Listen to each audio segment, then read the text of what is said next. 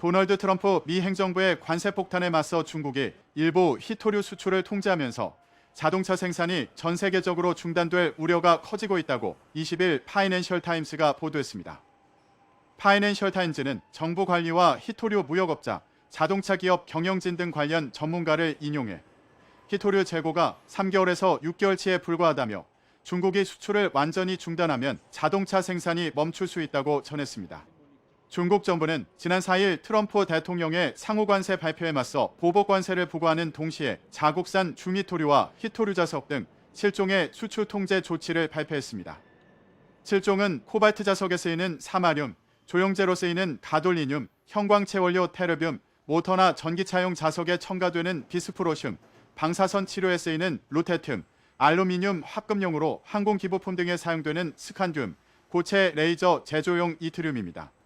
중국은 이들 품목이 이중용도 물품이라며 중국 밖으로 반출하려면 특별 수출 허가를 받도록 했습니다. 이 과정은 최대 45일이 걸립니다. 이 수출 통제가 미국뿐만 아니라 다른 국가에도 적용되면서 문제가 더 커졌습니다. 앞서 지난 13일 미국 뉴욕타임스는 중국이 통제 대상인 히토류의 수출 허가 발급 시스템을 아직 구축하지 않아 수출이 사실상 중단됐다고 보도했습니다. 이들 히토류는 중국 매장량이 많기도 하지만 저비용, 환경 친화적인 채굴, 정제가 어려워 사실상 중국이 가공을 독점합니다. 히토류 자석 역시 중국산이 90%를 차지합니다.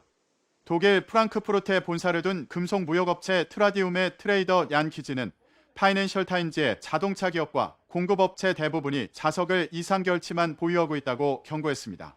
그는 재고가 동나는 시점에 유럽연합이나 일본으로 자석이 배송되지 않으면 자동차 공급망에 진짜 문제가 발생할 것이라고 말했습니다.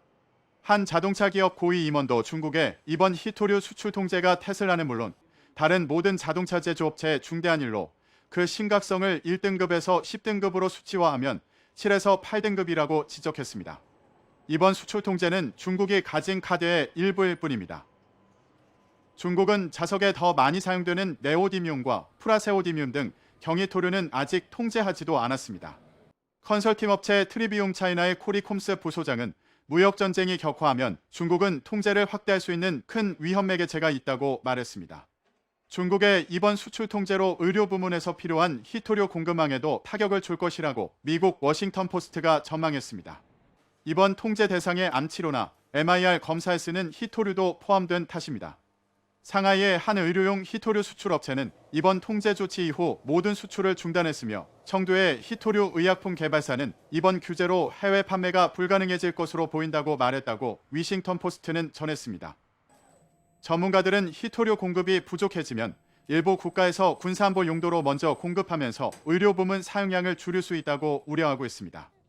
위스콘신대 방사선과 토머스 그리스트 교수는 MRI 검사용 조영제에 쓰이는 가돌리늄 시장 상황이 변해 조영제 조달이 어려워진다면 직접적 대안이 없다며 환자를 치료하는 데 어려움을 겪을 것이라고 했습니다.